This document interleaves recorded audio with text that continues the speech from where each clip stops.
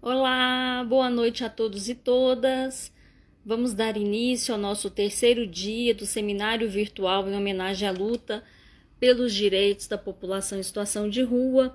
Hoje a gente vai estar falando com duas lideranças. Primeiro a gente vai estar falando com Paulo Henrique, que vai estar falando sua trajetória de luta pelos direitos da Pop Rua. Paulo Henrique é um dos coordenadores do coletivo Voz e Rua.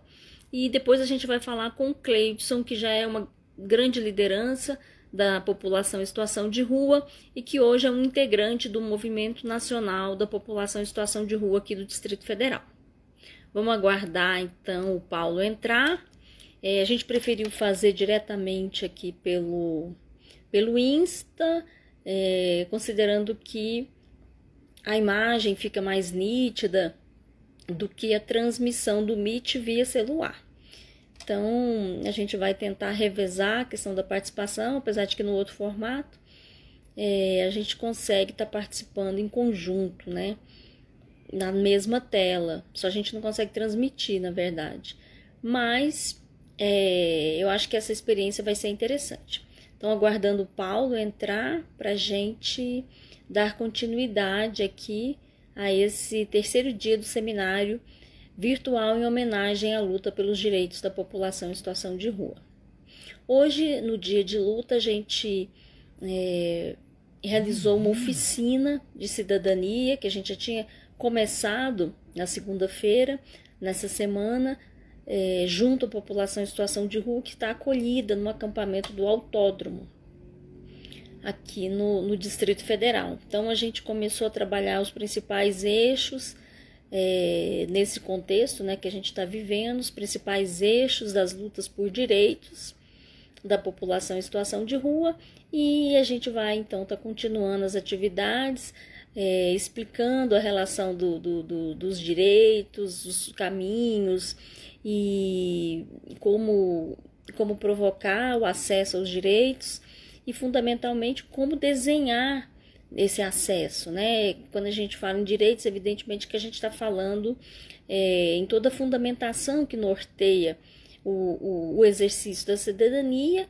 e a elaboração de políticas públicas. Então é muito importante essa ponte, né? No sentido de saber articular qual é a forma que eles desejam para a execução, a implementação das políticas públicas, né, que são evidentemente destinadas a eles e, claro, a toda a população, né, enquanto cidadãos. Então, a gente, nessa semana, inaugurou a oficina da cidadania como uma forma de fortalecer a luta por direitos da população em situação de rua. Estamos aqui agora aguardando o Paulo entrar para a gente então iniciar a live. Aqui, chegou.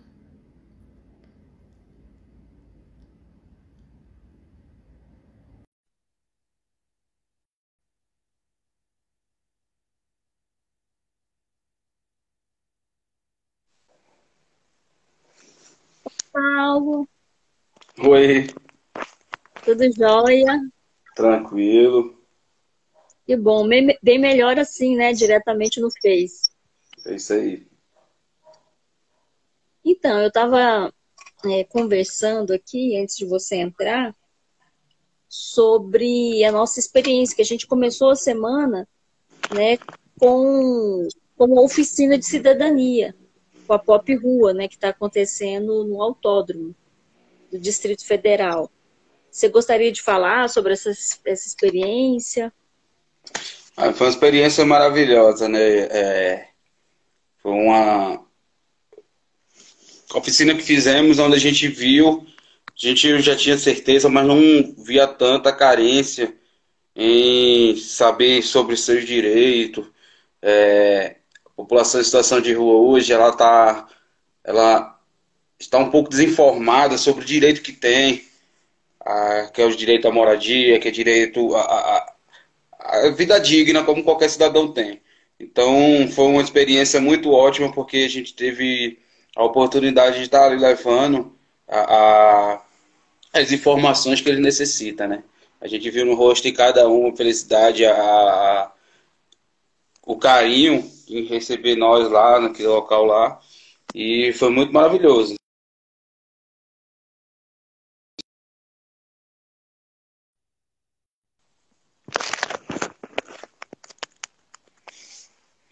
Que bom. E é isso Paulo, aí. que jóia, então. Acho que realmente foi um momento muito gratificante, está sendo um momento muito gratificante, né? E, e ainda mais nesse contexto, a gente sente, então, a urgência das demandas, né? A gente sente a necessidade urgente de acessar direitos. E isso realmente foi uma coisa que me marcou também, sabe?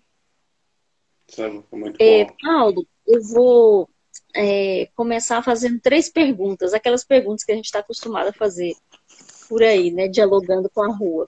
O que significa para você a população em situação de rua? Mas, significado para mim de população em situação de rua significa força, luta,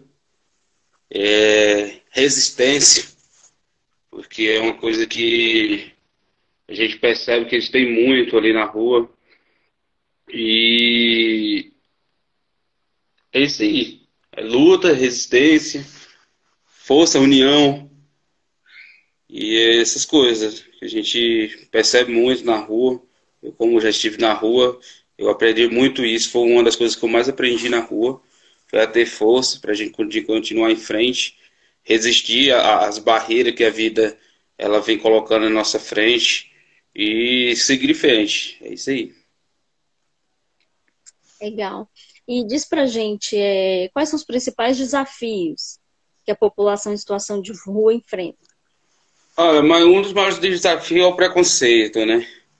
A gente, a população em situação de rua ela é muito discriminada. Só pela situação de estar ali em situação de rua. Eles não querem saber se usam droga, não querem saber se faz uso de álcool, não querem saber o motivo que eles estão ali. Só o motivo de você estar em situação de rua você é muito discriminado. Então, um dos principais dificuldades que a gente passava, que eu passava na rua, hoje, graças a Deus, não estou mais, mas que meus irmãos, meus companheiros que estão lá passam, o preconceito. E, através desse preconceito, levam a, como é que se diz? Havia outras coisas que não conseguia acesso ao público, a hospitais, que é muito essencial para eles lá. Eles necessitam muito, até porque sempre são espancados, sempre como dormem na rua, acabam adoecendo e não tem onde fazer tratamento sobre cuidar disso. Então, o preconceito ele puxa outras coisas, né? Acaba puxando outras dificuldades. Mas o principal é ele. É, diz pra gente o que significa esse Dia Nacional de Luta pelos Direitos da População em Situação de Rua. Para mim, significa um dia de luto, porque foi a data que perdemos alguns irmãos lá em São Paulo. E significa um dia de luta, um dia de esperança e um dia de união. Porque onde se unimos, se fortalecemos, comemora, a data que a gente comemora o dia que a gente parou e demos as mãos e dissemos, já basta, vamos lutar para a gente conseguir reverter essa situação. Um dia que infelizmente foi da pior maneira, mas foi uma data que abriu um fato que aconteceu, que abriu a mente de muita gente para criar o Dia Nacional de Luta à População de Rua. Então, é um dia maravilhoso, é um dia triste, por conta dos irmãos, a vida dos irmãos foi cefada, mas também é um dia maravilhoso, que a gente fica muito feliz, onde estamos juntos, correndo atrás, tentando mudar essa situação, procurando paz e mais amor para a população em situação de rua. Que a sociedade venha olhar com outros olhos. Que ótimo, né? Uma luta, né? É a força dessa luta, né? Paulo, conta pra gente a sua trajetória em situação de rua e diz como é que você vê essa questão, nessa trajetória da sua vida, como que a luta surgiu. Sim, como eu sempre falei em alguns vídeos meus, né, tá lá nas redes sociais, eu caí na rua por depressão, após ter se separado, e como fui parar na rua, aí começou a principal luta, né, que foi não ter onde dormir, passar frio, passar fome, e isso começou, em vez de... Foi piorando a minha situação, fui me afundando mais na situação de rua, fui perdendo mais ânimo ainda, achava que nunca conseguiria sair daquele lugar, porque para você cair é muito fácil, mas para você sair é complicado. Você raramente encontra um braço amigo para lhe dar força, para você conseguir sair daquele lugar. A gente só encontra discriminação, é, só apontamento, ninguém chega, só julgamento. Ninguém chega para dizer assim, vamos lá, vou te ajudar, vou te tirar você dessa. E graças a Deus vem botando pessoas boas no meu caminho, como você, como o João, como outras pessoas que vêm me dando apoio moral. E foi que eu consegui sair daquele lugar, criei força para correr atrás, para batalhar. E consegui sair daquele lugar. Hoje, graças a Deus, moro numa casa, consegui alugar uma casa para mim, tenho meu emprego, estou com minha vida já bem estruturada e estamos indo pra rua aí só fazer trabalho, né? Ajudar os irmãos que ficou lá. O que te estimulou a luta pela população em situação de rua? Ah, ver tanto sofrimento, tanto tudo que o pessoal passa ali. Eu vi coisas que vi histórias também que me marcou. Aquilo foi me estimulando a querer lutar para mudar aquele quadro. Foi vendo pessoas serem espancadas, pessoas serem humilhadas, pessoas querendo buscar seus direitos e não conseguir por repressão. E aqui tudo isso vem me dando força, vem me estimulando a lutar. Eu sempre, quando eu estava ali naquele lugar, passando pelos mesmos mesma coisa que eles hoje passam, eu sempre falava de quando eu sair daqui vou lutar, não vou abandonar. É por isso que eu sempre falo, sair da rua, mas a rua não saiu de mim.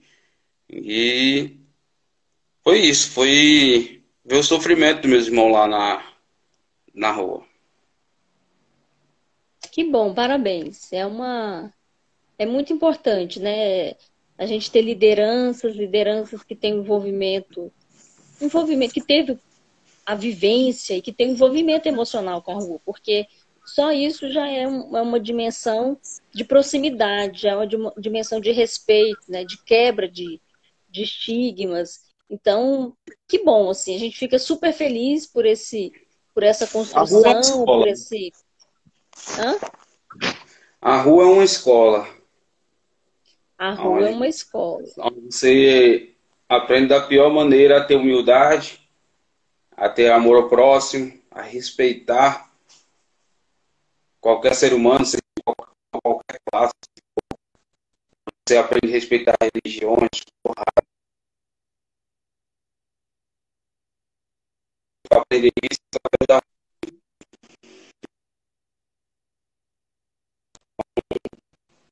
arrependo do que eu passei esse período, porque eu aprendi muita coisa, aprendi a ser mais humano. Tá falhando um pouco, né? Era uma coisa que eu não era, aprendi a ser mais humano e estamos aí hoje. Hoje estamos aí lutando, um dia marcante. E é o segundo ano que eu participo da luta, né? Dessa luta. Ano passado participamos com a marcha, tivemos lá a semana toda, né? E esse ano não podemos por conta dessa pandemia, mas estamos aí lutando de outras maneiras. correndo atrás e vai dar certo. Que ótimo. Então, o Cleiton está tentando entrar em contato. Eu não sei se eu consigo ver sem sair aqui. Eu não sei como é que eu faço isso. Eu Só acho que tem. respondendo a pergunta da Elisa, Elisa, eu acho isso para mim, eu acho um absurdo, porque eu já tive, não fui internado, porque graças a Deus nunca tive problema com droga, mas eu já tive visitando clínicas de reabilitações, comunidade terapêutica, e eu acho aquilo uma escravidão. Eu não concordo. Eu, por mim, se eu tivesse o poder, eu acabaria com aquilo lá, porque aquilo não tem cabimento. Você trancar uma pessoa em uma chácara, colocar ele para trabalhar com a carga horária mais pesada do que um trabalhador que trabalha em uma empresa. Eu acho isso muito errado, isso para mim é escravidão. E eu acho que o governo ele deveria ter pensado, montado uma estratégia de um órgão para estar fiscalizando essas coisas. Porque são muito escravizados. Isso aí eu digo porque já fui visitar algumas comunidades e eu vejo. As pessoas trabalham de 7 da manhã até as 11h30, quando dá 1 hora da tarde, volta a trabalhar só para as 5. Sem receber um centavo, comendo aquela comida xingada, e eu acho isso um absurdo.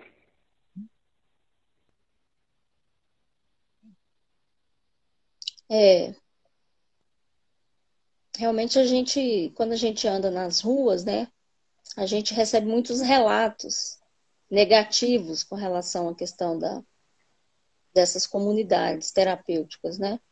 E E só ressaltando uma coisa, só lembrando uma coisa, eu estou falando de mim, Paulo. Eu não estou falando como coletivo. Estou falando de mim.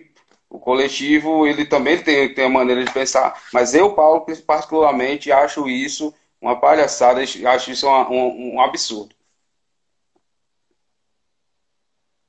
é, uhum. A gente vivencia, né? Nessa coisa do estudo das violências, né?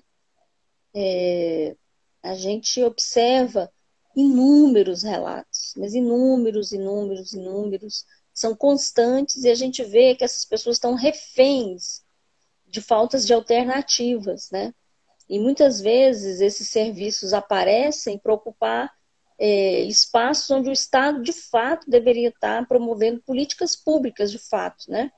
Porque evidentemente que a gente entende que a comunidade terapêutica é só um recorte, na verdade. Quando a gente pensa na ação das religiões para tipos de tratamento de drogadição e de transtornos mentais, a gente sabe que existem inúmeras instituições, como a espírita, da Igreja Católica, das evangélicas, que atuam nesse ramo há muito tempo, né? E o que a gente tem observado é que esse segmento específico, né, vem tomando uma dimensão muito, muito grande, né, e vem invadindo, inclusive, a própria, a própria prática do Estado em si, né, saindo dessa dimensão de ser uma opção alternativa para se tornar a opção imediata, direta e ofertada em maior volume pelo Estado, que é absurdamente um equívoco do ponto de vista de pensar, uma distorção do ponto de vista de pensar as políticas públicas, evidentemente, com caráter gritante de inconstitucionalidade. Então, o que a gente vê aí, na verdade, no meu entendimento, é uma negligência com a saúde dos que mais precisam. Né? Uma falta de compromisso do Estado e de respeito para as vidas dos que mais precisam, né? Para que essas vidas tenham um serviço de saúde digno, né? Com parâmetros definidos claramente pela Constituição Federal e que garantam a melhoria da qualidade de vida desse público, né? Então, realmente a gente está vendo aí uma destruição mesmo do Estado, não tem outro nome, ao meu ver, né? E a infração mesmo de princípios basilares dos direitos humanos, né? Não existe qualificação nenhuma, estrutura nenhuma para fazer esse trabalho, né? Porque nessas clínicas você não encontra um médico, você não encontra um psicólogo, Você não encontra ninguém que possa dar um diagnóstico para passar um medicamento para a pessoa conter a abstinência. Então, eles querem conter a abstinência com a pessoa trabalhando. Ah, eu vou ocupar a mente dele e ele vai. Não, velho, não é assim. E você falou, Paula, sobre a questão de que existem várias religiões que trabalham com isso. Sim, verdade. Mas existe grande diferença entre as religiões. Não tenho nada contra evangélico em particular. Estou falando porque eu já tenho conhecimento. Porque existem outras clínicas, clínica católica, pessoas que são tiradas da rua, que têm problema com droga, elas chegam lá, ela pode fumar um cigarro, que é para tentar. O cigarro ele ajuda a acalmar mais a pessoa, ele a esquecer mais a abstinência. Ele pode fumar um cigarro, ele pode circular para conversar com os outros, para estar dialogando. Nas clínicas evangélicas, não. Clínica evangélica você é privado de tudo. Quando você chega lá, primeiro você não fuma um cigarro, você não tem um momento de diálogo com ninguém, querem obrigar vocês a participar do culto. Então é uma maneira de ganhar dinheiro com a desgraça dos outros, e é uma maneira de conseguir obrigar as pessoas que estão ali a seguir a religião deles, a participar, a se converter ao evangelho. Isso é uma coisa que eu falo e falo com certeza. Isso é uma maneira que eles buscam também de conseguir aumentar a comunidade deles, evangelizar as pessoas, obrigando elas a participar do culto. Ninguém é obrigado a seguir a religião de ninguém. Todo ser humano ele tem o direito de escolha. Cada cara tem o direito de seguir a religião que quer, cada cara tem o direito de fazer o que quer da sua vida. Então, eles estão usando isso como maneira para poder obrigar eles a seguir a religião. Ok. Eu só vou abrir um parênteses aqui, porque o Cleiton, a gente resolveu entrar nesse formato pela visualização, né? Ser melhor. O Cleiton estava numa outra live, ele ligou aqui, eu não consigo retornar a ligação sem cair. Se alguém pudesse entrar em contato com ele, seria bom para ele tentar entrar por aqui, e se ele for entrar e não conseguir, a gente vai para o Meet e transmite aqui. Né? Eu acho que eu vi a Isabela. Oi, Elisa, oi, Isabela, oi, pessoal que está participando, brigadão. Se ela puder entrar em contato com ele, porque aí a gente muda o formato. A gente vai para a transmissão no Meet. Paulo, mas continua falando da sua trajetória, dessa questão da luta. O ano passado, a gente estava muito próximo ali na marcha que teve, né, da população em situação de rua, que foi organizado pela Coordenação Nacional do Movimento em Situação de Rua.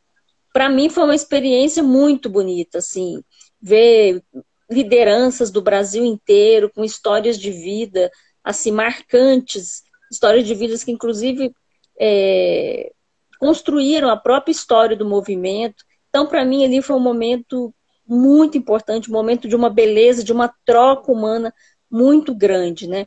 O pessoal, houve um acampamento no parque da cidade, no pavilhão, e foram alguns dias, né, de atividades, de luta. Foi 3 dias. Ficou quantos dias? 3 dias. Foram 3 dias, né? Foi organizado pelo Leonildo, que é o coordenador geral do movimento, foi brilhante. Houve uma frente parlamentar na Câmara, no Congresso, com atos, né, inúmeras ações. Você participou diretamente desses 3 dias de atividades, né? Você ficou no acampamento. Conta como é que foi essa experiência para você. Foi maravilhoso, né? Conhecer alguns amigos que lutam também, que estão na mesma situação. Algumas pessoas que não estão, como minha história também, que não estão mais, mas continuam correndo atrás, lutando. Foi muito maravilhoso. Conheci alguns amigos também de Pernambuco, que faz parte do movimento da minha terra, Rio de Janeiro, São Paulo, Maranhão. Então, foi maravilhoso essa experiência de estar ali aqueles 3 dias com essas pessoas, conhecer nossos irmãos que lutam junto conosco pelo mesmo objetivo, né?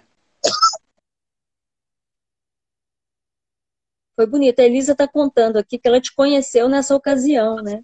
Do pavilhão. Obrigado. E que ficou impressionada com a sua postura, É verdade, estamos com essa educação. juntos. Foi maravilhoso. Também gostei muito, conhecer essa pessoa maravilhosa que é a Elisa. Tive a oportunidade de conversar com ela também o ano passado. Falei com ela também no setor. E foi poucas vezes que a gente conversou, mas foi bem produtiva a conversa que a gente teve.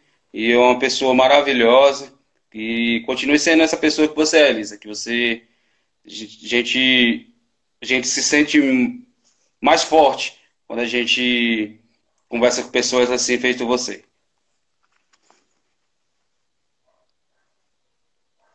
Que joia. Foi lindo mesmo. O ano passado foi um ano muito rico, né? Um ano de muitas trocas, de conhecer muita gente da luta e Verdade. revigorar essa energia, né? Esse ano, infelizmente, não podemos fazer por conta dessa pandemia, mas Deus quiser, estamos forte aí, vamos conseguir de novo fazer unir a galera de novo e vai dar tudo certo. Vai dar tudo certo, com certeza. É, quais foram os locais que você teve vivência aqui no DF? E como é que foi essa experiência em cada um desses lugares? Como assim, onde eu residia ou quando eu já tinha casa ou quando eu estava indo na rua? Não, quando você estava na rua, porque esse primeiro teve, você morou em alguns lugares, depois você foi para a rua aqui no DF, né? É, Nesse momento que você foi para a rua aqui. olha, eu já tive aqui no DF, eu ficava mais no plano piloto, né? Era o local mais fácil onde eu me adequei mais de ficar. Conheci mais pessoas, onde eu fiz mais amizade. Mas assim, eu sempre rodei Taguatinga, Ceilândia, esses lugares. Conheci muito também, conheci muitas pessoas lá. Já fui para fora também, né? Através depois que eu fui parar na rua, consegui viajar também. Fui para Minas Gerais. Passei em 3 lugares de Minas Gerais. Sim, Elisa, conheço sim bem o Buraco do Rato. A gente, hoje não mais por conta dessa pandemia, mas a gente tava fazendo trabalho de redução de danos lá. Ai, Paulo, vamos agradecer aqui. Nós estamos a honra de ter a Tulipas do Cerrado conosco. E você, inclusive a Tulipas do Cerrado, realizou um trabalho muito importante na sua vida, né? Conta dessa sua experiência, do curso que você fez de redução de danos, essa sua Através relação. da Tulipa do Cerrado, eu conheci a arte de redução de danos, né? Especificamente da Juma. Me apresentou a arte, tinha participado de algumas palestras que ela tinha dado no Centro Pop, e através disso despertou meu interesse de participar de um curso daquele, né? E através da Juma ela me abriu as portas. Fiz 2 anos seguidos, eu fiz o curso.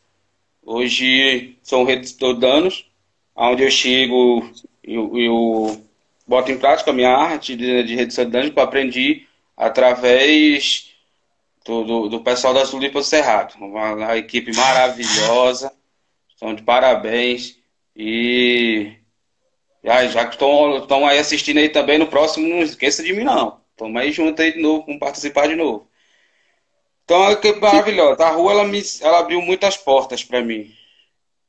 Abriu muitas portas para mim. A Juma, uma pessoa maravilhosa. Gosto muito da Juma. Sempre esteve ali me apoiando também.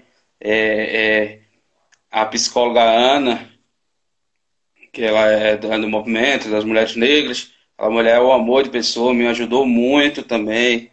Sou muito grata a ela. Como a outra, que esqueci o nome dela, uma maguinha também, que é psicóloga.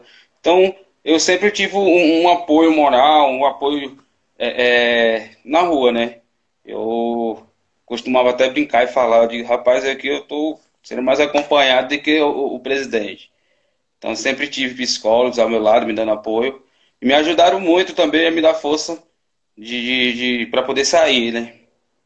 Então, aprendi muito através depois que eu fui parar na rua, eu acho, é por isso que eu digo que eu não me arrependo de ter passado pelaquela situação. Porque eu tive oportunidades na minha vida que eu acho que se eu não tivesse passado por aquela situação, eu nunca tinha tido.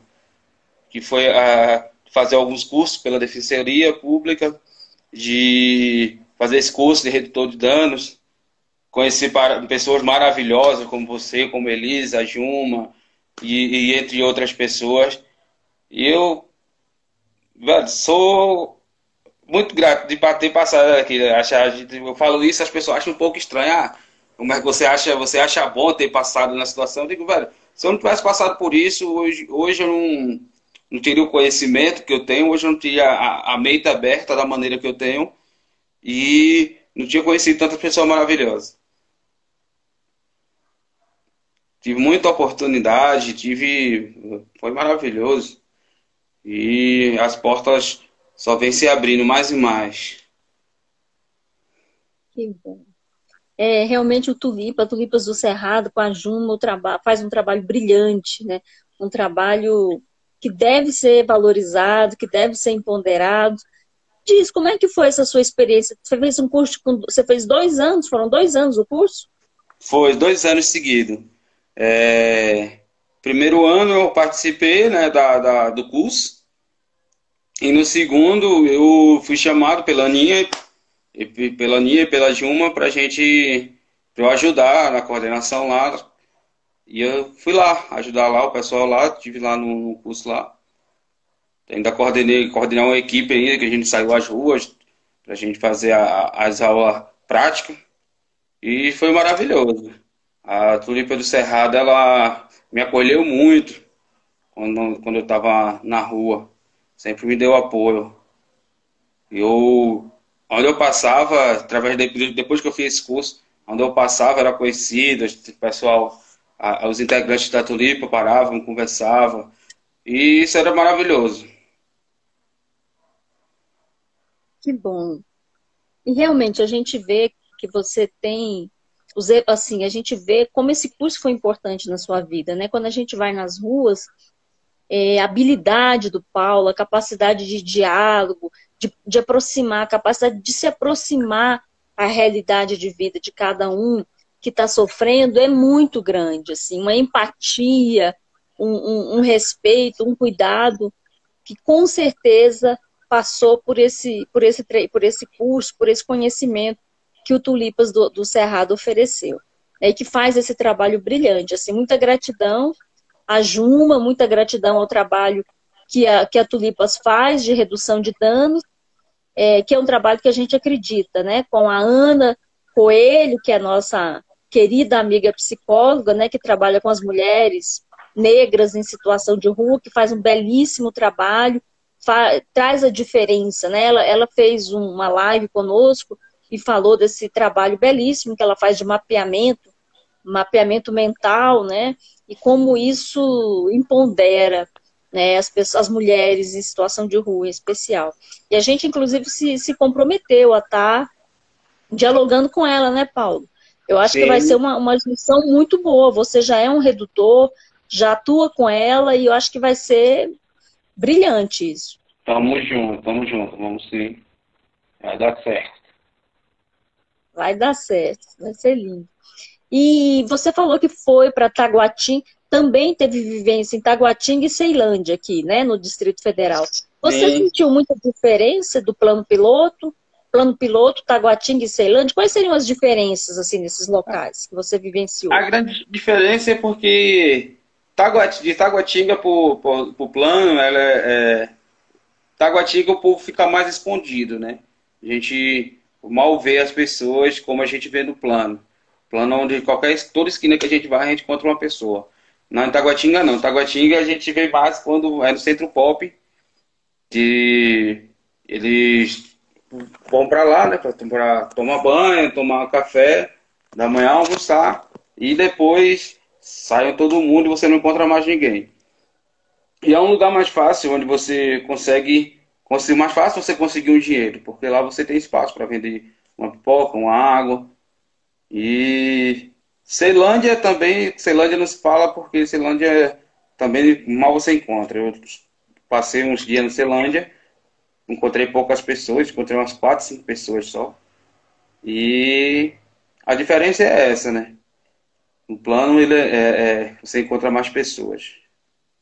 O fluxo de pessoas transitando é maior, né? É realmente o que os dados falam, assim, no sentido de que tem um fluxo de setor comercial, rodoviária, centro pop, né? Então é um lugar de muito. As pessoas procuram muito em função do acesso aos serviços públicos, né? Então fica mais concentrada ali o trânsito, né? Isso realmente os dados demonstram de uma forma muito clara. E nas outras regiões, embora existam pontos onde as pessoas estão juntas, né? Taguatinga tem o Centro Pop também, tem outros instrumentos do Estado, mas, de certa forma, isso fica um pouco mais disperso, né? Do que aqui no plano, nessa região central, né? Elisa, dos abrigos eu não posso falar porque esse prazo que eu fiquei na rua de 1 ano e meio, eu nunca consegui uma vaga, nunca cheguei aí para um abrigo. Até porque também o pessoal sempre me falava que não era bom, né? Sempre tive relatos das pessoas que vinham de lá e disseram que lá se era maltratado, se era humilhado, que lá rolava muita briga, que tinha briga de faca, essas coisas eu sempre tive medo de ir para lá. Tivemos relatos também de um que as camas estavam cheias de pulga, as pessoas estavam se coçando, a higiene não era adequada e essas coisas. Então eu nunca fui para nenhum abrigo, nunca fiquei em nenhum abrigo. Aqui no DF, eu fiquei em um abrigo em Belo Horizonte, inclusive deu algumas ideias para a direção Centro Pop daqui, que eu trouxe de lá, porque lá é bem mais organizado. Lá a população de rua é bem maior do que a daqui, em Belo Horizonte. Mas em compensação a organização é outra. Eu estive visitando o Centro Pop de lá. Visitei o abrigo, Tia Branca, que é um albergue. Visitei o albergue e é muito organizado. Muito de. E lá eu conheci pessoalmente, aqui eu tive relato, né? Então, não posso falar dos Fica abrigos, né? onde? Fica onde esse abrigo? Esse Tia Branca fica em Belo Horizonte. Ah, sim. Belo Horizonte.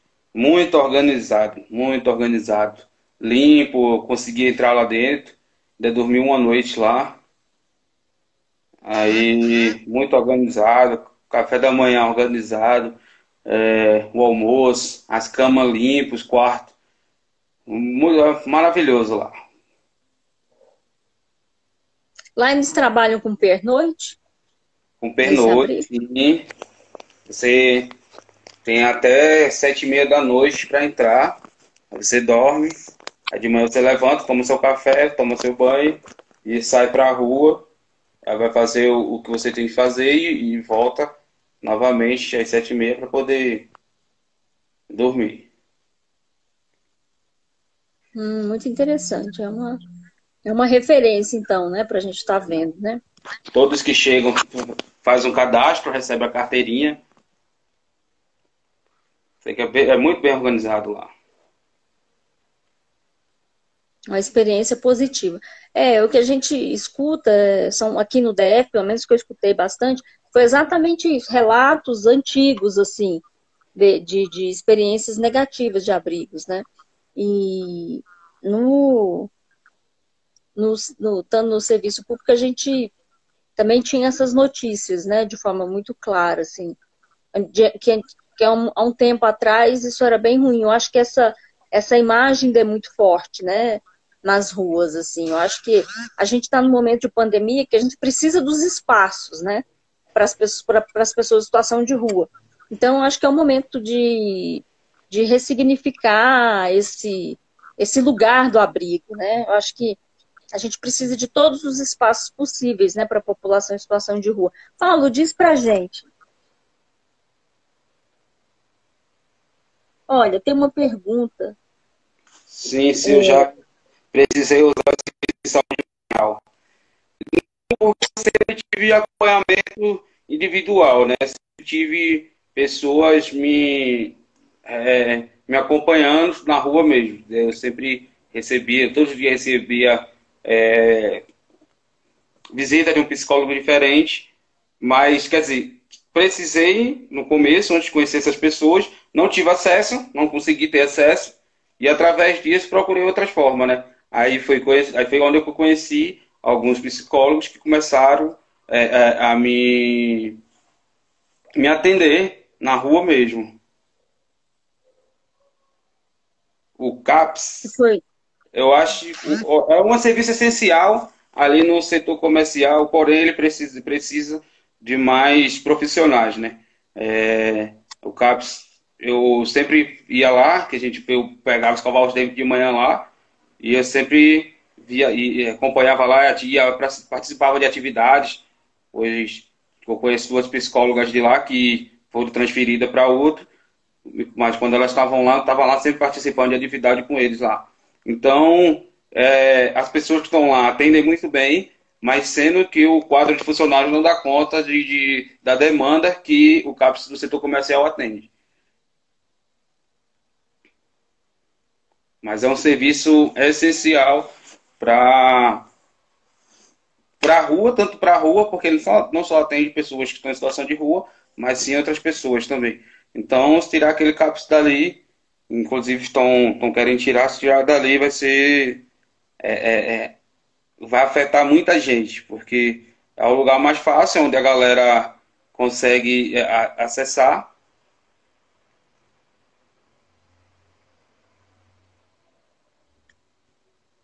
Né, isso é verdade.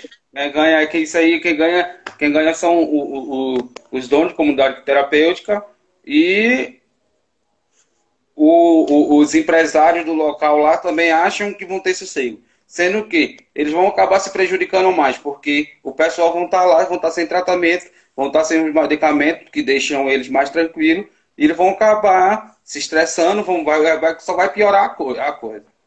E isso, tudo isso, feito que você falou, isso, tudo isso isso foi uma coisa montada pelos donos de clínica terapêutica. Isso tudo aí são coisas deles, porque os mais interessados nisso são eles.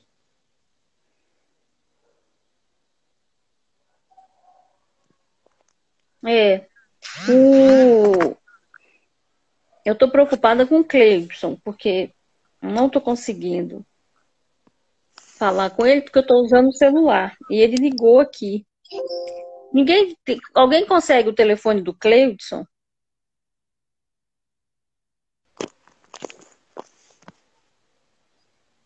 Por- Mas isso aí, vamos não sei. resistir, né?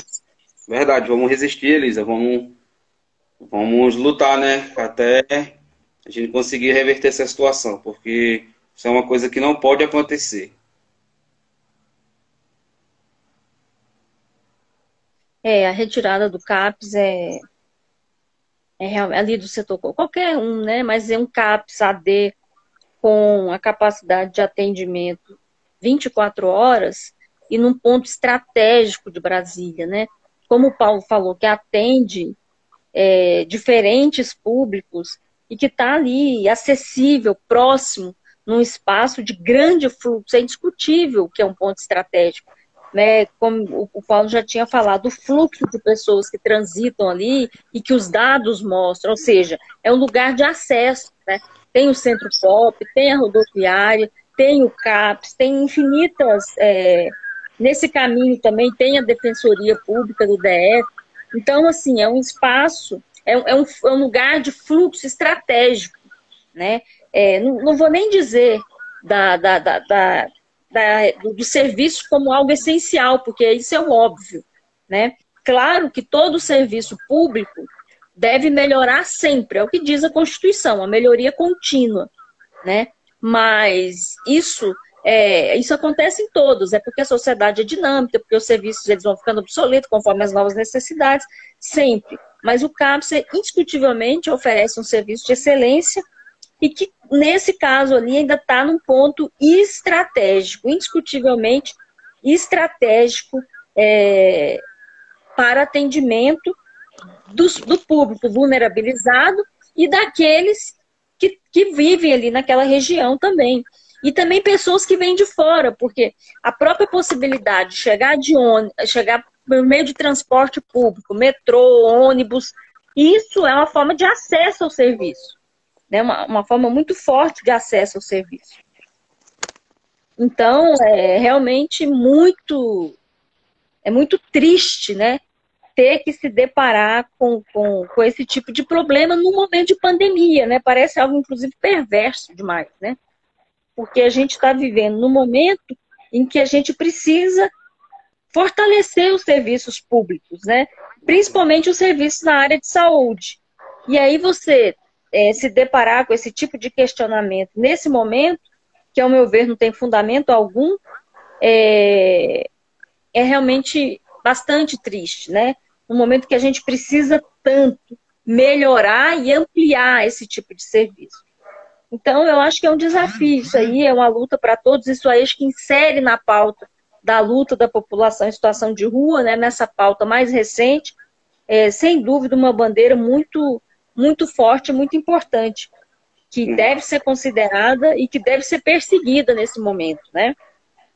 Para que esse tipo de subtração de direito não aconteça, né?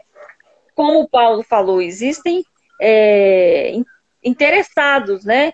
A gente sabe que existem muitos interessados nessa questão, mas a gente entende que esses interessados não coadunam com o interesse público, não coadunam com a Constituição Federal, não coadunam com a vida das pessoas e principalmente na pandemia, né? Então, a gente aproveitando aqui esse momento para reforçar a importância da permanência do CAPS AD ali no setor comercial sul, indiscutivelmente, né? E eu estou tentando localizar o Cleudson, porque ele ligou aqui, conforme eu falei, e se eu mexer no celular, eu acho que pode sair, perder a conexão, né? Ou será que não? Não, eu saí agorinha. Ah, então você fica aí que eu vou procurar o Cleidson. Aí você vai falando, pode ser? Tá ok. Se cair, você continua. Se eu sair e não aparecer, eu vou ver aqui a mensagem. Aí eu volto, aí você me coloca, tá bom? Tá ok. Então tá, obrigada. O Paulo vai continuar falando aí da luta pelos direitos da pop rock. É isso aí, Elisa.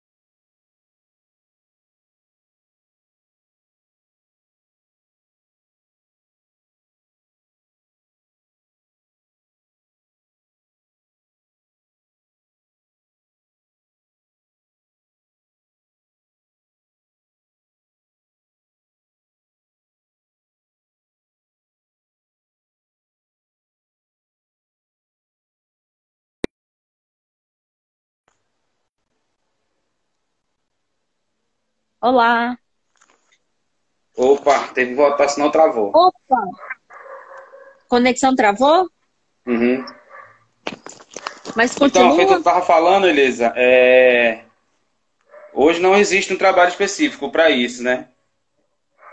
Só o distribuimento mesmo a distribuição de preservativo. Antigamente, a Secretaria de Saúde, ela tá travada? Olha, é o seguinte, o Cleidson vai entrar. É melhor a gente ir pro Meet. Voltou. Voltou. Hein, pessoal? O que que acontece? A gente tem que entrar. Não cabem duas pessoas aqui. O Cleidson não está conseguindo entrar aqui pelo Facebook. Ah, desculpa. Pelo Instagram. Então, a gente vai mandar o Meet e eu vou estar transmitindo, tá? E aí fica o Paulo e o Cleidson conversando enquanto eu vou transmitindo. Ok? Pode ser, Paulo? Pode ser. Então, você fica aí. Eu vou mandar o Meet pro Cleidson e vou... Já sei. Vou mandar o Meet pro Cleidson e vou transmitindo aqui. Você fica aí direto, tá? Tá bom. Beleza. Então, Elisa, só um minutinho que a gente está organizando aqui a entrada do Cleidson. Elisa,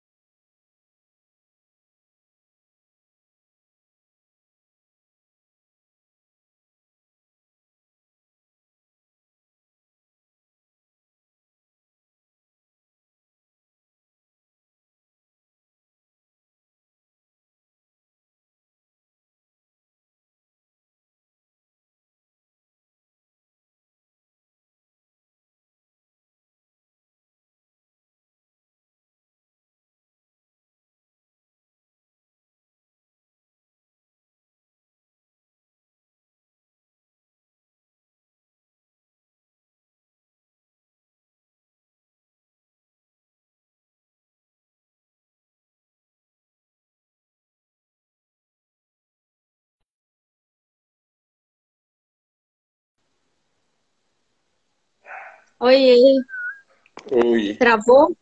Eu acho que travou. Acho que quando você sai, trava. Então não vou poder sair.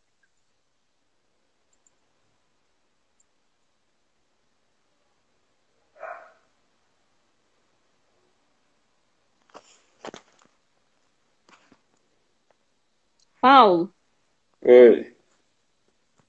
eu acho que voltou, tá funcionando lá, né? Aí você tava. Ah, deu certo aqui. Vamos entrar no Meet e a gente Sim. transmite? Aí eu Bom, vou baixar esse vídeo, depois a gente junta, tá? tá bom.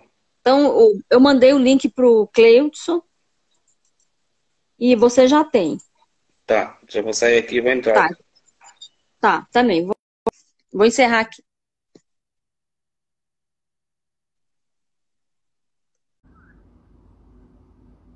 Ah, eu vou acompanhar por aqui e te falo. Pronto, ok. Voltamos. Estamos de volta.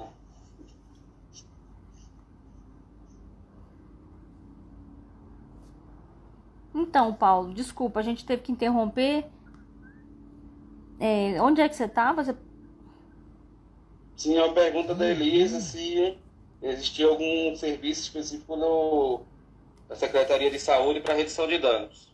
Ah, sim, interessante. Aí é só respondendo que não existe.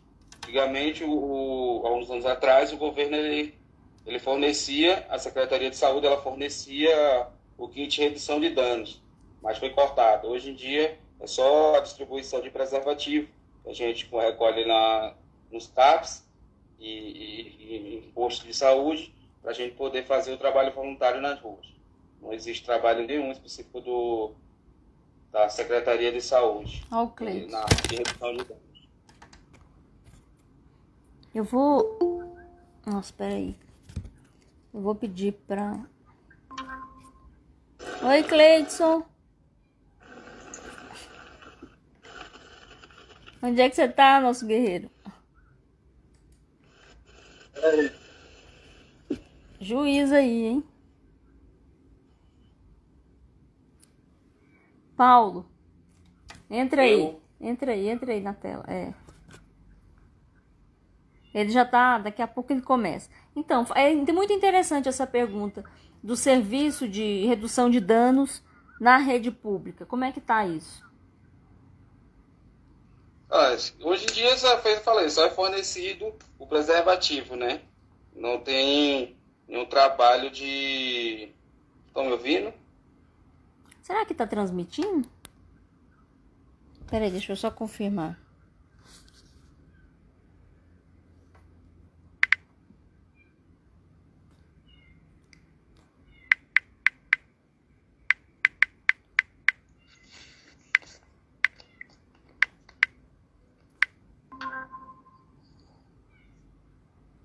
Oi, pessoal. Boa noite, querido. Boa noite. Então beleza. Estamos transmitindo. O Cleidson entrou. O Paulo estava falando, respondendo a pergunta da Elisa, né? Pô, agora está transmitindo. Vamos lá.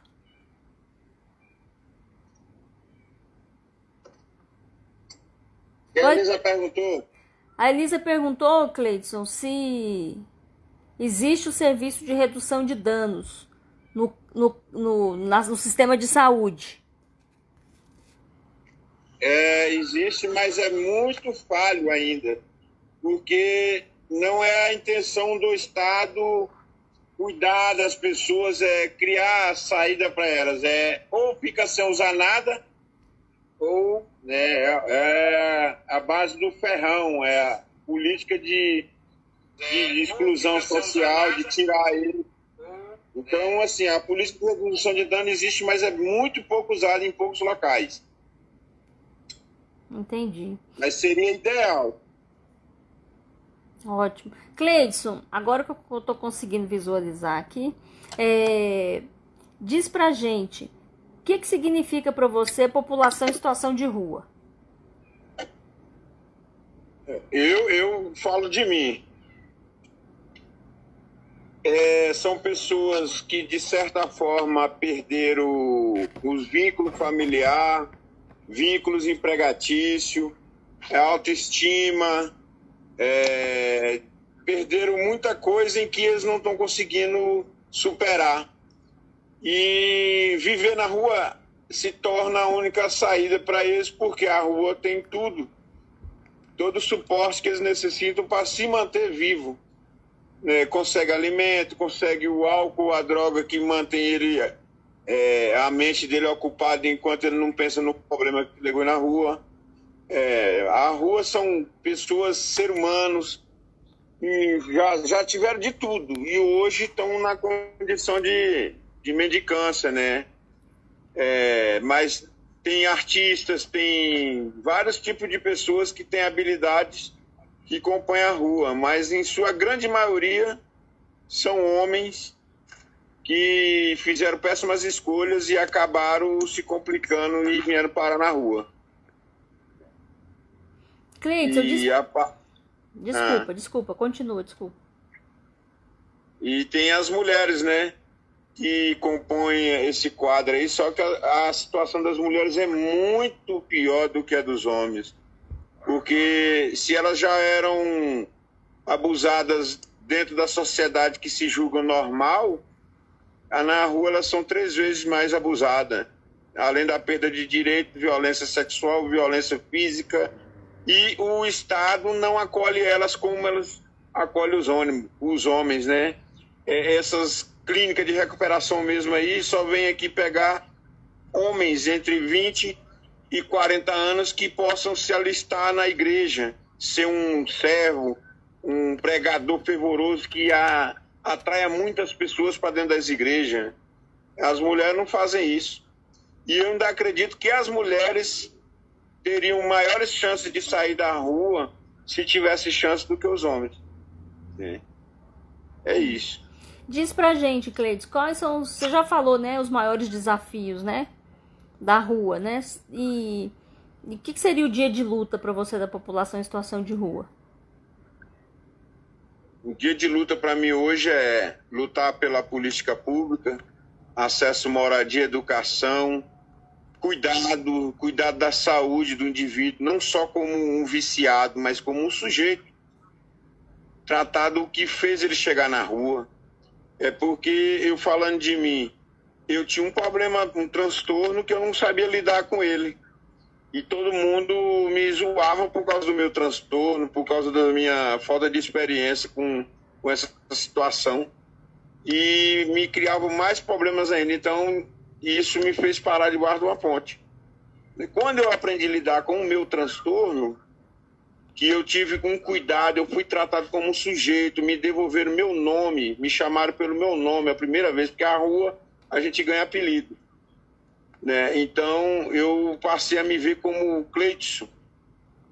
E muitos outros cidadãos que estão na rua aí, se passarem a chamar ele pelo próprio nome, ele vai se identificar de novo com ele mesmo e ter acesso. A questão é porque hoje em dia tem um grupo fascista aí que usa morador de rua como degrau para chegar lá em cima, né?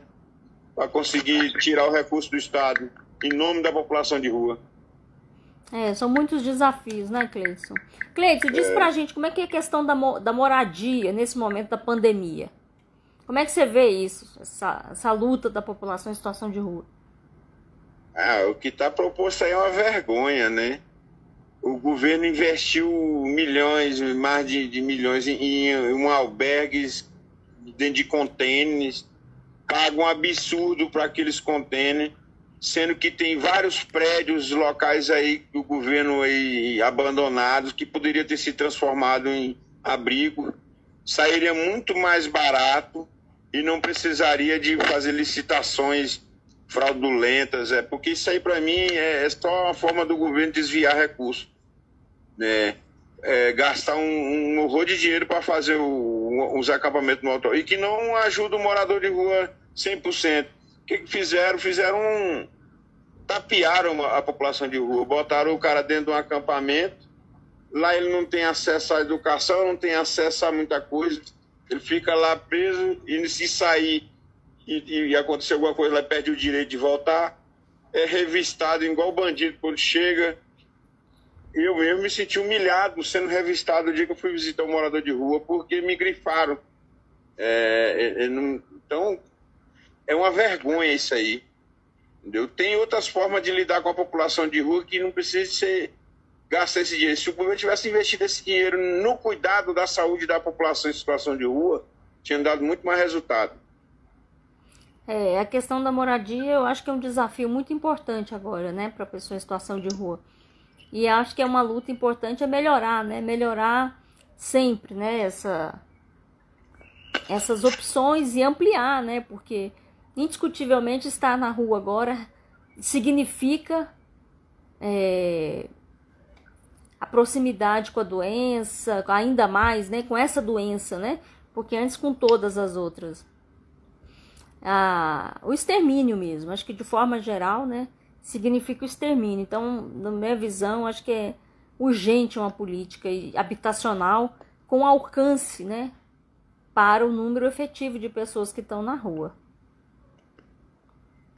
Cleidson, mas diz pra gente, o Paulo tá aí, vocês poderiam dialogar sobre a experiência de luta na rua. O Paulo falou da experiência dele de liderança na rua. Como é que você se construiu uma liderança da população em situação de rua? Começou com, como eu disse, né, o tratamento. Eu tinha um problema com o uso abusivo de álcool e droga, era o crack e álcool.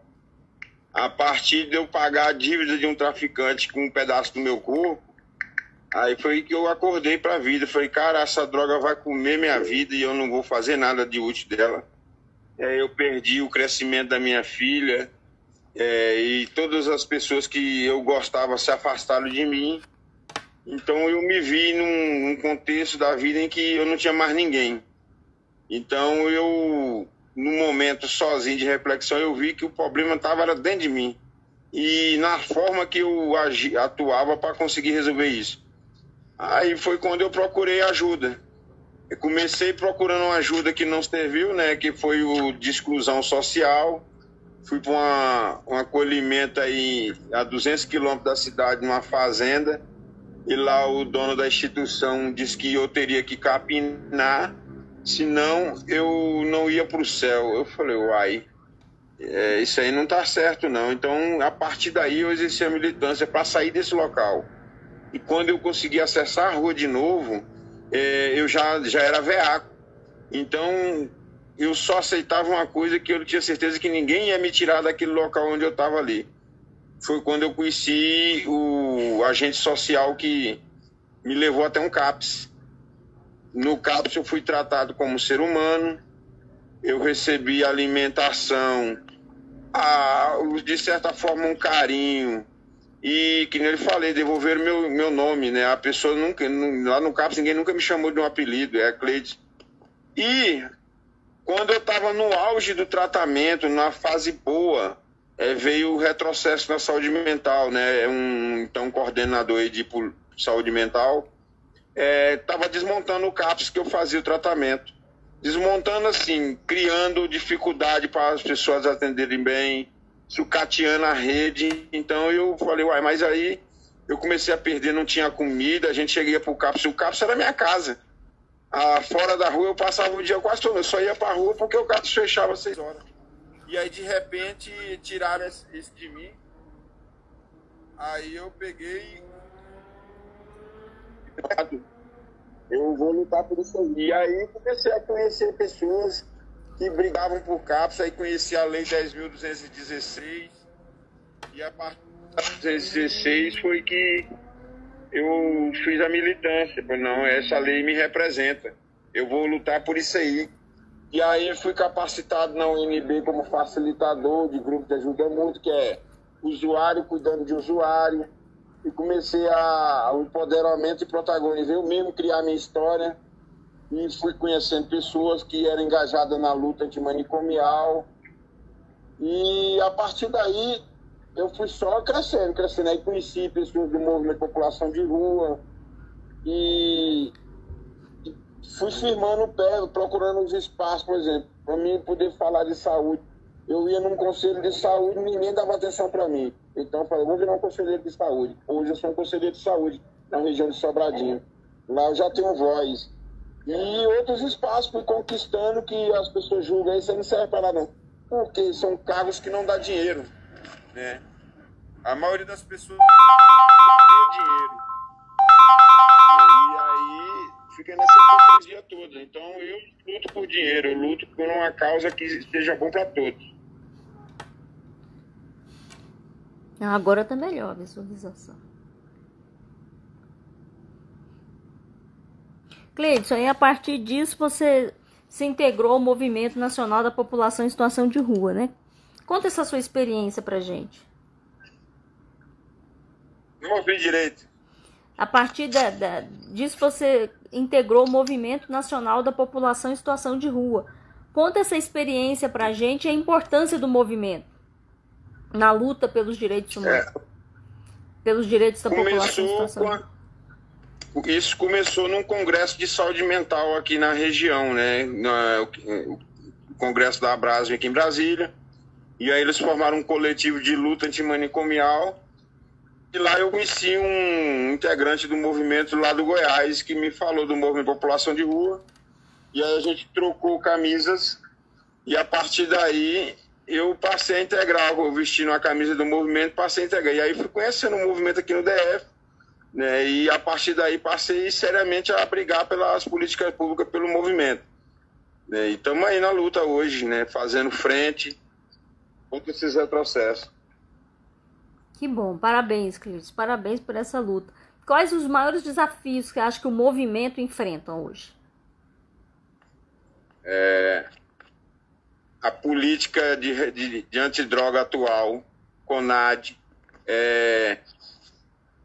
pessoas ligadas à religião e comunidade terapêutica que se apossaram dos cargos públicos comissionados para facilitar a vida das comunidades, não das pessoas em situação de rua, né? Estão aí destruindo a rede de atenção psicossocial para que o morador de rua seja direcionado direto da rua para lá. Não seja cuidado da forma como precisa para poder passar pelo processo deles de evangelização e higienização das ruas. Entendi. Questão da política, né, antidrogas. Qual que você acha que é um caminho para melhoria da qualidade de vida da população em situação de rua? Qual é o caminho para melhoria dessa condição atual da população em situação de rua, nesse contexto da pandemia? Como são homens, a maioria já tem já são debilitados, né? Tem problemas não só da saúde física como psicossocial. Tratamento adequado para ele sair do vício de álcool e drogas ou cuidar do transtorno que adquire. Moradia, um emprego de acordo com o que ele consiga fazer, educação e todo tipo de suporte que o Estado possa oferecer para ele, né? Para ele poder começar a caminhar sozinho.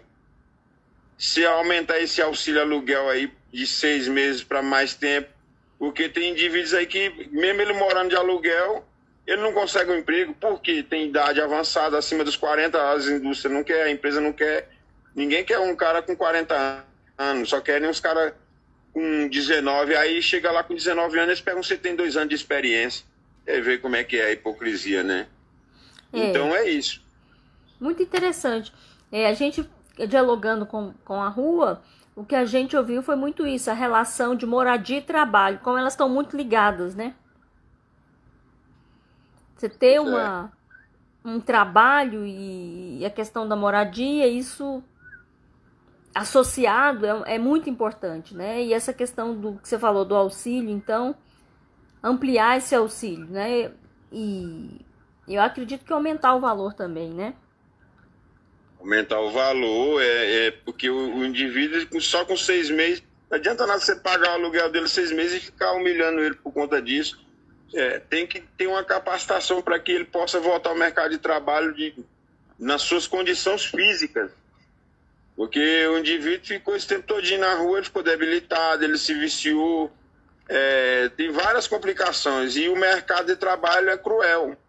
Eles querem as pessoas em bom estado de saúde física e emocional, né? É verdade. Exatamente. Ainda tem esse crivo, né? Da questão da idade, da questão da experiência, da questão da condição de vida, de saúde, né? Como... Sem contar que esse auxílio ele não funciona, né? Porque você recebe 3, 4 meses depois da data que foi prevista para o pagamento, né?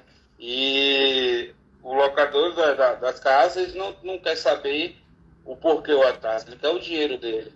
Então muita gente acaba voltando para a rua por conta desse atraso, né?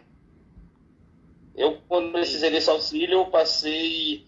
Não tive como alugar por conta que isso aí 2, 3 meses depois do prazo previsto de pagamento do auxílio. Então, desse jeito também não funciona, né? Não, e aqui, eu tô com um caso aqui mesmo de uma mulher, por exemplo, que recebeu o auxílio. Ludirec disse que ela tinha que se ressocializar para ela receber a criança dela de volta. Ela fez tudo isso aí, conseguiu dar acesso ao benefício e tudo, alugou o local, aí disseram que ela tinha problemas de saúde mental e ela não tem condição psicológica de cuidar da criança. Quer dizer, e quem me falou isso não foi o psiquiatra. São pessoas que estão ligadas à rede da criança, estão julgando ela pelo...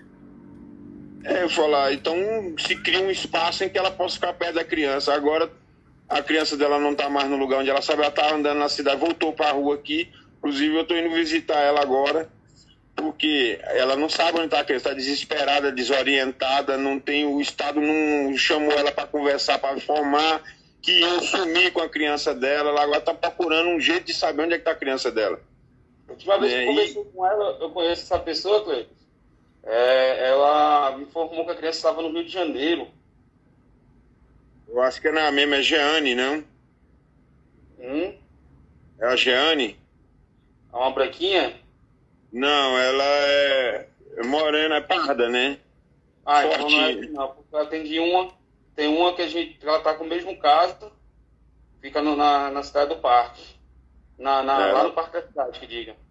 Ela tá aqui no setor comercial agora, eu vou lá ver ela, porque ela tava em Taguatinga, que ficava perto do filho. Aí ela tava conseguindo vigiar carro, fazer uma renda para não depender só do Estado.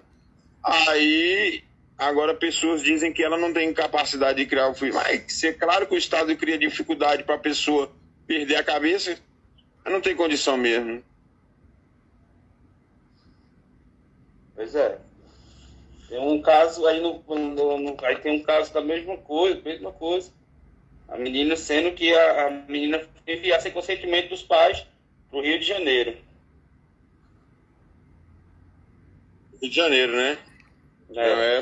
A criança dela está em alguma abriga aqui dentro do DF mesmo. E é a segunda criança que tomam dela, né?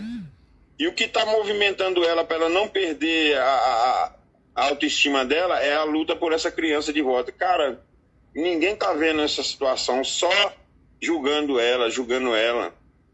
Né? Então tá difícil. É uma mãe. Complicado. A separação dos filhos das mães é uma realidade muito dura das ruas, né? Isso é verdade.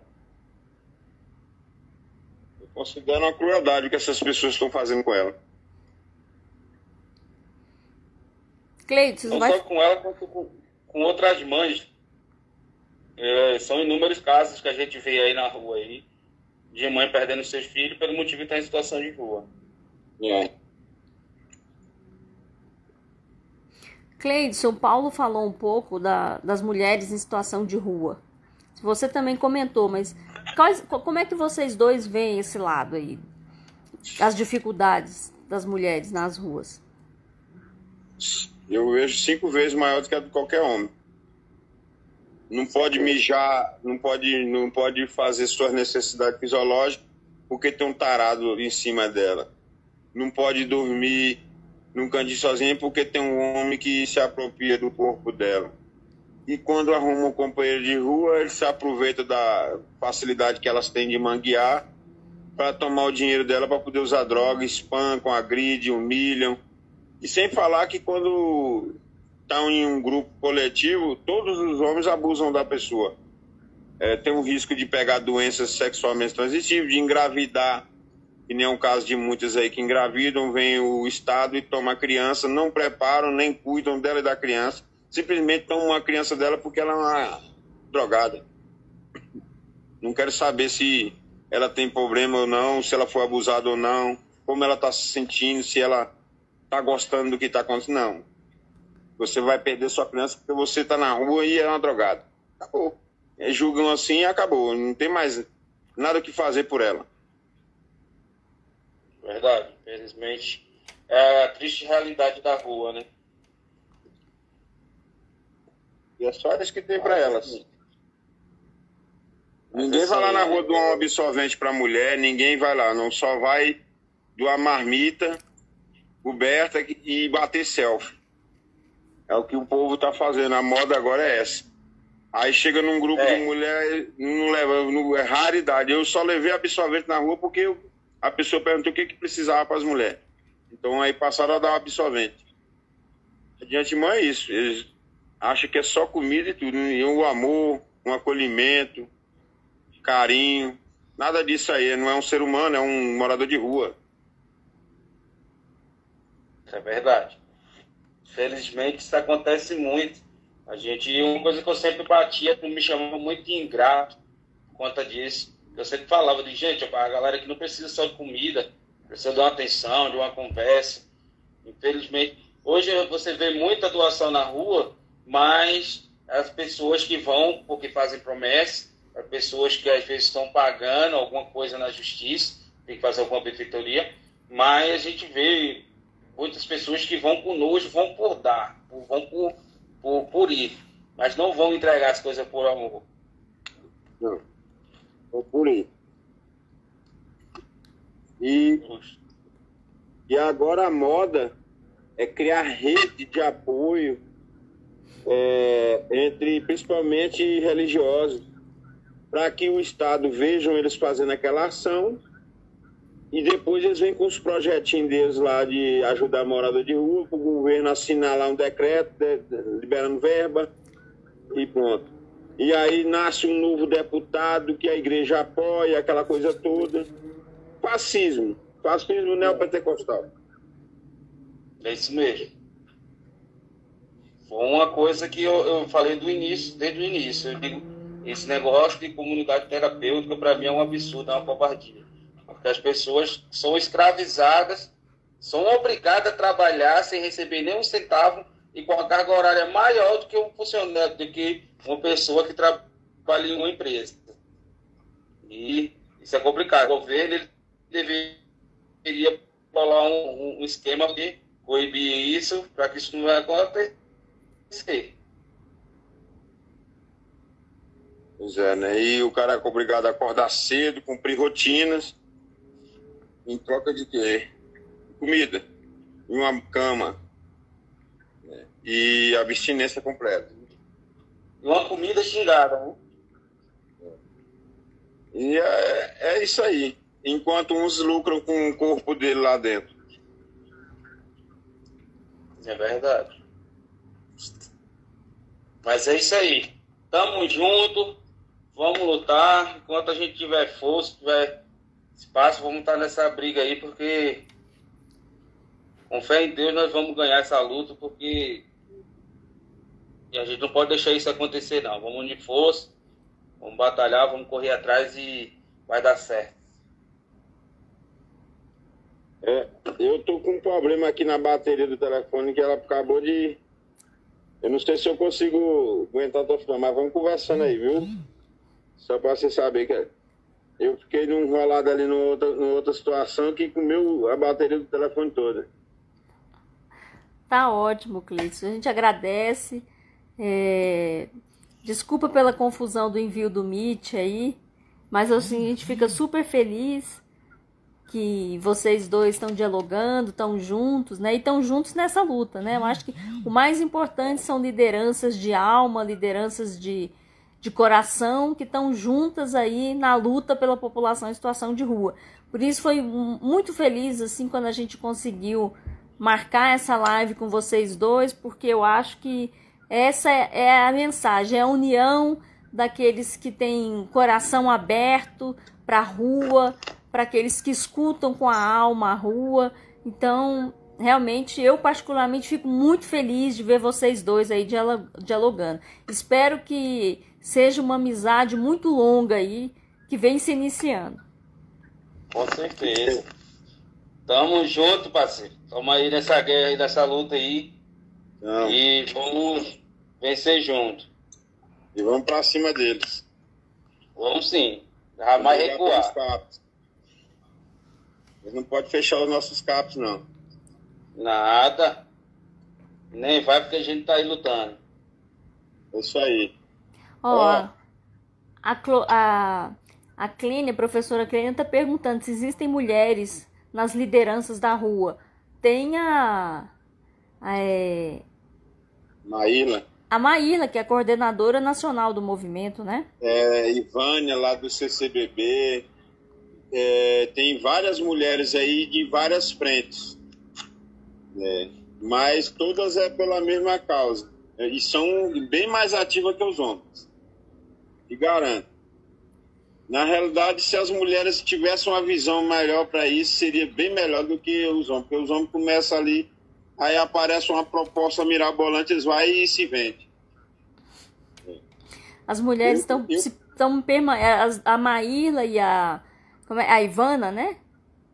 Ivânia. A Ivânia, elas estão há muito tempo nessa luta, né? Acho que acabou a bateria.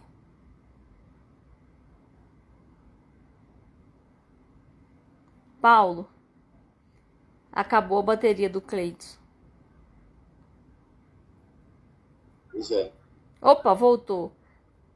Acabou? Não acabou não. Pensei que tivesse acabado sua bateria. Rapaz, ela ficou... Saiu aí. Botou. A Elisa tá falando que tá dedicando aqui uma poesia especial para vocês dois. E estamos construindo mais liderança. A poesia, hein? Para vocês dois nesse dia, em homenagem a esses dois líderes guerreiros, pela amizade desses dois líderes guerreiros. Lê pra nós aí que não tem como a gente ver, não. Elisa, por gentileza, poderia ler a poesia? Porque a gente tá no Meet, porque a gente não consegue ter 3 pessoas no Instagram. Então a gente não consegue ler, eu tô lendo pelo outro celular.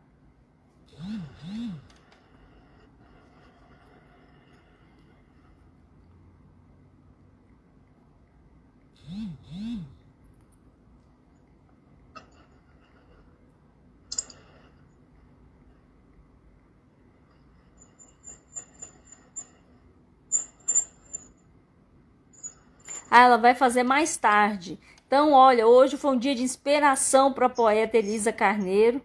Ela vai fazer uma poesia mais tarde para vocês e vai enviar. Muito bom. Em homenagem aí, esse dia de luta, essa união na luta desses dois guerreiros aí. Eu quero ver. Estamos contando com o apoio de todos vocês que estão vendo essa live. Vamos se unir a nós nessa causa aí, porque vai ser muito maravilhoso contar com a ajuda de vocês, porque só a gente... tem o ditado que diz, uma andorinha só não faz verão, né? Então a gente precisa unir força. Nós que estamos aí em frente aí essa luta, vocês também existem algumas pessoas que estão conhecendo o projeto agora, não só o coletivo Voz de Rua, mas como movimento nacional de população de rua. Vamos se unir a nós, vamos brigar. Os nomes são diferentes, são duas coisas, mas o objetivo é só um. Então, independente de coletivo, de movimento, o nosso objetivo somos só um, que é vencer essa luta e procurar melhoria da população em situação de rua, né? Eu agradeço a todos aí, viu? Agradeço a você aí pela poesia. E, assim, quem quiser participar da luta, estamos aí para somar. Para mim, o que interessa é a coletividade e a saúde coletiva de todas as pessoas em situação de rua. Não só a minha, como a deles. Né? Porque, afinal, eu sou um derivado de lá. É isso aí, um abraço, até mais. E até a próxima. Que bom. Falou, Cleidinho. Tamo junto. Que bom, parabéns. Estou encantada, emocionada aqui. Super feliz por essa live, por vocês dois juntos conversando. Espero que seja aí uma série de diálogos que ainda vão vir pela frente, aí, de construções, de reflexão. Parabéns, nossos líderes e guerreiros da rua. Isso. Beijos no coração. Me engajar na luta pelo CAPS. Tamo juntos. Tamo juntos na luta pelo CAPS, né, Paulo? Vamos sim. Um beijo no coração, beijo no coração. Gratidão. Tchau. Beijo. Tchau. Beijão. E é isso aí.